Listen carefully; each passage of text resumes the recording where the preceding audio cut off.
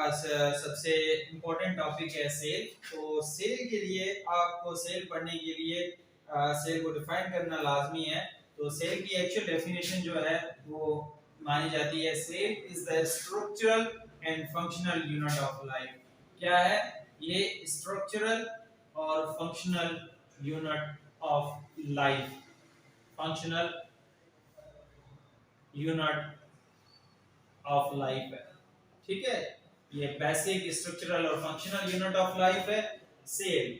अब सेल को पढ़ने के लिए, समझने के लिए सबसे पहले जो साइंसदान, जो साइंटिस्ट जो आए थे वो, उनका नाम डेविड जेनसन था, जिन्होंने 1590s के अंदर डेविड जेनसन जिन्होंने 1590s के अंदर सबसे पहले माइक्रोस्कोप जो है उसको इन्वेंट किया था कि हम जो है इस सेल की स्ट्रक्चर जो है उसको पढ़ सके, ये क्या चीज है। तो उसको ऑप्टिकल लेंसेज का जो आपकी इन्वेंशन और माइक्रोस्कोप की इन्वेंशन जो है वो आपके डेविड जेनसन ने इन्वेंशन इन्होंने किया था। बाद में गैलीलियो ने जो है उसको प्रॉपर्ली गैलीलियो ने डिजाइन करके, और गैलीलियो ने प्रॉपर्ली 1610 के अंदर उसको प्रॉपर्ली डिजाइन करके और मजीद जो है उसको अच्छा बनाया।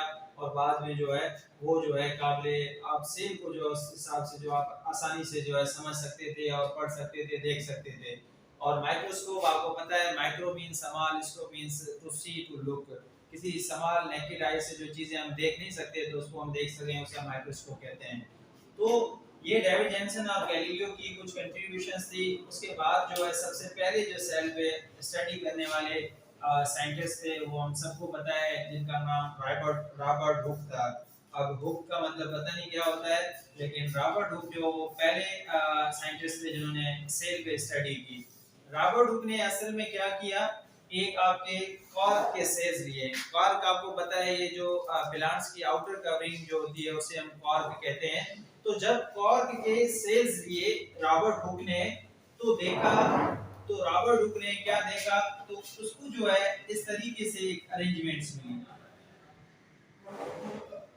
रॉबर्ट हुक को अंदर इस तरीके से एक वेल ऑर्गेनाइज्ड सेल्यूलर पैटर्न जो है इस तरीके से जो है उसको एक स्ट्रक्चर कॉर्क सेल्स के अंदर ऑलमोस्ट एक, जब उसने 1 क्यूबिक इंच लिया, 1 क्यूबिक इंच के अंदर उसको बिलियंस 1 बिलियन सेल से ज्यादा भी सेल्स जो हैं वो दिखने को आए। काउंट पता नहीं उसने किस तरीके से किया था, हमें पता नहीं है, पर ये फैक्ट्स और फिगर्स हैं कि 1 क्यूबिक इंच का जब उसने एक पार्ट लिया कॉर्क का, तो उसके अंदर 1 बिलियन सेल्स उसको नजर आए। तो उनको नजर ये आया कि ये जो इस तरीके से कोई एक पैटर्न के अंदर कोई चीजें मौजूद हैं, अब ये क्या चीजें हैं, ये इन पे जो है स्टडी की जाए। तो जब उन पे बारीकी से जब स्टडी किया गया तो बाद में पता चला कि ये जो पैटर्न में जो चीजें पड़ी हुई हैं, ये इसका नाम बाद में सेल रखा गया। तो इसको क्या नाम दिया गया? सेल। तो सेल को इन्वेंट करने वाले रॉबर्ट हुक। और सेल की बुनियादी मतलब एक ग्रीक वर्ड है जो काइटोस से लिया गया है। जो काइटोस, सेल जो वर्ड है वो स्पेशली काइटोस से लिया गया है, जिसका मतलब होता है हॉलो स्पेस। एक जो आपका हॉलो स्पेस होता है उसको हम सेल कहते हैं ग्रीक वर्ड के अंदर, जिनकी इन्वेंशन, जिसको इजाद किया आपके रॉबर्ट हुक ने। ये तजर्बा जो हुआ है ये 1665 के अंदर हुआ। तो ये आपके किस चीज के सेल्स में स्टडी की गई? कॉर्क सेल्स के अंदर कॉर्क सेल लिए गए, उस पे स्टडी की गई। तो उस पे जो है ये एक ऑर्गेनाइज्ड स्ट्रक्चर मिली, बाद में इसका नाम जो है सेल रख दिया गया। उसके बाद रॉबर्ट हुक के बाद एक और साइंटिस्ट आए जिनका नाम था रॉबर्ट ब्राउन। उनका नाम क्या था? Robert brown. तो रॉबर्ट ब्राउन ने किस चीज पे काम किया? रॉबर्ट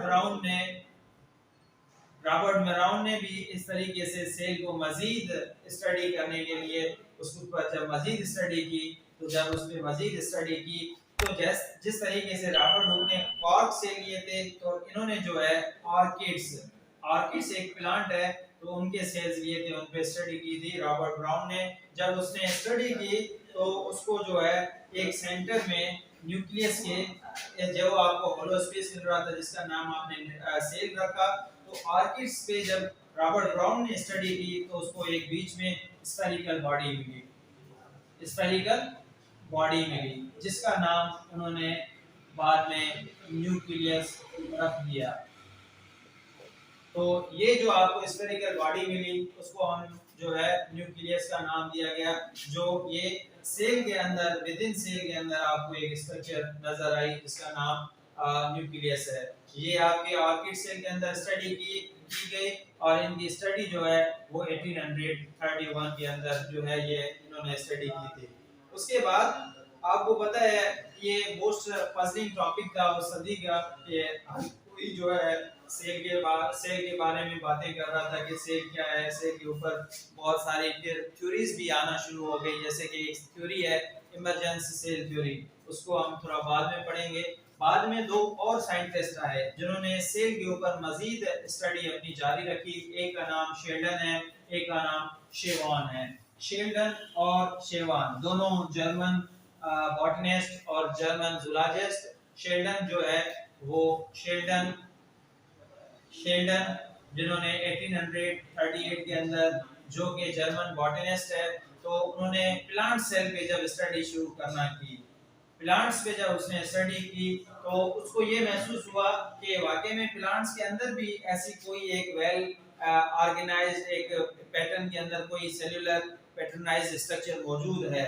तो फिर बाद में इन्होंने अपनी स्टेटमेंट दी कि plant are made up of the cells. तो ये पॉइंट जो है ये आपके जर्मन बॉटनिस्ट ने दी। और इसी दौरान जो है आपके शेवान, जो कि जर्मन के ही साइंटिस्ट थे, लेकिन शेवान जो है आपके जर्मन जूलॉजिस्ट थे, उन्होंने जो है 1839 में ये कहा कि जब उन्होंने प्लांट्स की एनिमल्स की स्टडी की तो ये बाद में उन्होंने कहा कि एनिमल्स भी जो हैं वो सेल के बने हुए हैं। एनिमल्स भी किसके बने हुए हैं? एनिमल्स भी सेल के बने हुए हैं। तो बाद में इनकी जो दोनों पॉइंट्स में आपस में जब उन्होंने बैठ के बातचीत की तो प्लांट्स जो हैं वो भी सेल के बने हुए हैं, एनिमल्स भी सेल के बने हुए हैं। तो इसमें बाद में सिर्फ एक ही डिफरेंस नजर आया जो कि सेल वॉल का डिफरेंस था। वो जो एक बात की कहानी हम बाद में पढ़ेंगे सेल वॉल के ऊपर। लेकिन ये जो है 1838 के अंदर, 1839 के अंदर, फिर बाद में जब ये जो इस तरीके से इन्होंने एक पॉइंट पे तो ये कॉमन आ गया कि ऑल लिविंग ऑर्गेनिजम्स, जितने भी लिविंग ऑर्गेनिजम्स हैं वो किसके बने हुए हैं? वो सेल्स के बने हुए हैं। फिर शेवान ने जब मजीद स्टडी की तो शेवान ने कहा कि सेल जो है, सेल की जो स्ट्रक्चरल डेफिनेशन जो है वो शेवान ने दी। शेवान ने कहा कि जब आपको पता है रॉबर्ट ब्राउन ने ये बात क्लियर कर दी कि कोई स्फेरिकल बॉडी मौजूद है, कोई स्फेरिकल बॉडी आपकी जो है वो मौजूद है सेल के अंदर। पहले सेल है, उसकी आउटर कवरिंग है और अंदर जो है आपकी न्यूक्लियस है, जिसको न्यूक्लियस का नाम दिया रॉबर्ट ब्राउन ने। शेवान ने फिर स्टडी की तो शेवान ने कहा कि ये तो एक स्ट्रक्चरल यूनिट ऑफ लाइफ है, ये तो एक स्ट्रक्चरल यूनिट है। मतलब स्ट्रक्चरल कैसे? मतलब स्ट्रक्चरल डेफिनेशन जो सेल की दी गई वो जो है शेवान ने दी। शेवान ने कहा कि आप एज ए स्ट्रक्चर डेफिनेशन अगर देना चाहें सेल की तो ऐसे दे सकते हैं।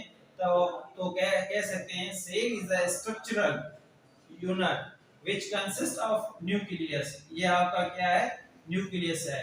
सराउंडेड बाय, ये जो सराउंडेड बाय ये क्या है आपका? Semi fluid substance. Surrounded by semi fluid substance enclosed by a nuclear membrane, enclosed by a nuclear membrane। तो इसको जो है हम कहते हैं structural definition that is given by शेवान। शेवान ने ये कहा कि cell as a structure consists of nucleus surrounded by a semi-fluid substance which consists of that is enclosed by a nuclear membrane। That is structural definition of the cell।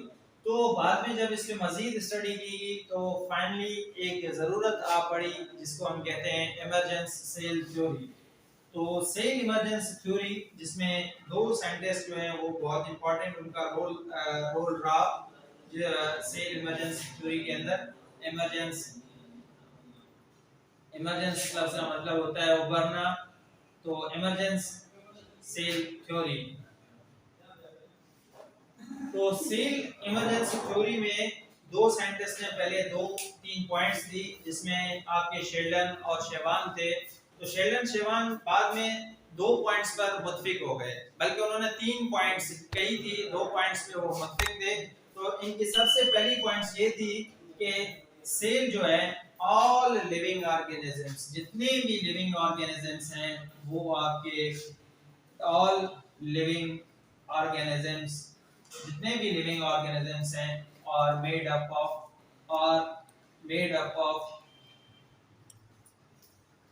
are made up of one or more cells, one or more cells, या एक cell के बने हुए हैं या बहुत सारे sales के बने हुए हैं। इसका मतलब ये जो प्लांट्स या एनिमल्स हैं ये सेल के बने हुए हैं, जितने भी लिविंग ऑर्गेनिजम्स हैं वो आपके सेल्स के बने हुए हैं। एक पॉइंट ये है। दूसरी पॉइंट उन्होंने कहा, जब ये बात क्लियर हो गई तो उन्होंने फिर कहा कि सेल की डेफिनेशन भी दे डाली, जिसमें ये था कि cell is the structural and functional unit of life. ये भी जो पॉइंट जो है ये इमरजेंसी सेल थ्योरी की पॉइंट है जो शेल्डन और शेवान ने दी। सेल इज द स्ट्रक्चरल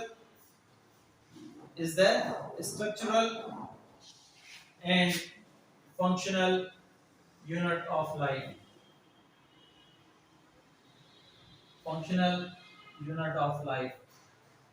तो ये जो दो पॉइंट्स थी जो इमरजेंसी सेल थ्योरी की थी, तो all living organisms are made up of one or more cells. Cell is the basic structural and functional unit of life. तीसरी पॉइंट्स जो है वो जो है इतनी ज्यादा कन्विंसिंग नहीं थी शेल्डन और शेवान की। वो ये थी कि जब इनसे ओरिजिन ऑफ सेल का पूछा गया कि सेल कैसे ओरिजिनेट हुआ, तो उन्होंने जो है तीसरी पॉइंट्स जो दी थी वो ये दी थी कि cell is a de novo structure, cell is a de novo structure. अब डीनोवो का मतलब क्या होता है? डीनोवो का मतलब ये होता है कि जब जब इनसे पूछा गया कि शेल्डन शेवान से पूछा गया सेल ओरिजिनेट कहां से हो गया होता है, तो उन्होंने ये पॉइंट कह दी कि सेल जो है एक डीनोवो स्ट्रक्चर है। डीनोवो स्ट्रक्चर का मतलब ये है कि जो खुद ब खुद बन जाए, या that is form from non cellular material, ऐसी चीज जो नॉन सेल्यूलर चीज से बन जाए। तो मतलब ये जो है एक बात इतनी ज्यादा कन्विंसिंग पॉइंट नहीं थी जो ओरिजिन ऑफ सेल को डिस्क्राइब कर सके। तो इसलिए जो है इस थ्योरी में थोड़े बहुत शिकवे रह गए कि आपकी ये पॉइंट जो पहली पॉइंट तो मानी जाती है, दूसरी पॉइंट भी मानी जाती है, पर ओरिजिन ऑफ सेल की थ्योरी, ओरिजिन ऑफ सेल के बारे में जो आपने पॉइंट दी है वो इतनी ज्यादा कन्विंसिंग नहीं है कि cell is a de novo structure, वो जो है खुद ब खुद बन जाता है या that is form from non cellular material. तो उसके बाद जो है एक और साइंटिस्ट आए जो कि जर्मन पैथोलॉजिस्ट थे। तीनों साइंटिस्ट जर्मन से रिलेटेड थे, लेकिन ये रुडोल्फ वर्चू थे। रुडोल्फ वर्चू जो 1855 के अंदर उन्होंने जो है ओरिजिन ऑफ सेल के ऊपर जो है एक इंपॉर्टेंट पॉइंट बताई। ओरिजिन ऑफ सेल जो आपको पता है उस वक्त कन्विंसिंग पॉइंट नहीं थी कि ये डीनोवो स्ट्रक्चर है या क्या, ये इतनी ज्यादा कन्विंसिंग पॉइंट नहीं थी। तो रुडोल्फ वर्चू आए और रुडोल्फ वर्चू ने ये कहा कि सेल जो है is not a de novo structure, cell एक डीनोवो स्ट्रक्चर नहीं है, बल्कि सेल जो है, सेल की जो डिवीजन है, cell are formed by the cells are formed by the division of pre-existing cells, not from the non-cellular material, or it is a de novo structure।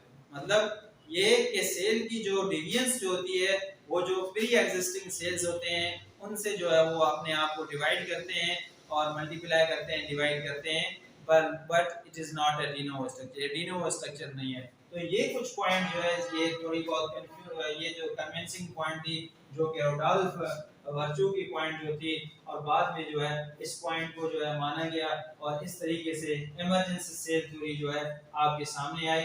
तो Rudolf virtue की जो है last point में आपको add कर देता हूं।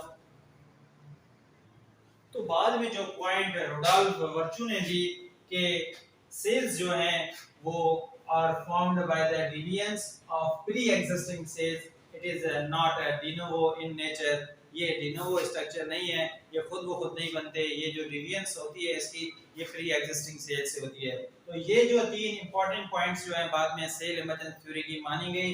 Number 1, all living cells are made up of one or more cells, दूसरी point cell is the basic structural and functional unit of life, और थर्ड पॉइंट जो रडोल्फ फॉर्च्यून ने दी वो थी cells are formed by the divisions of pre existing cells but it is not a de novo structure, ये de novo structure नहीं है। तो ये तीन पॉइंट्स जो है वो ज्यादा कन्विंसिंग थी और इस तरीके से इमर्जेंट सेल थ्योरी आई। तो इस रिलेटेड आपसे अगर कोई भी आपको पॉइंट या बात समझ में नहीं आई हो, आप कमेंट सेक्शन में जरूर पूछ सकते हैं।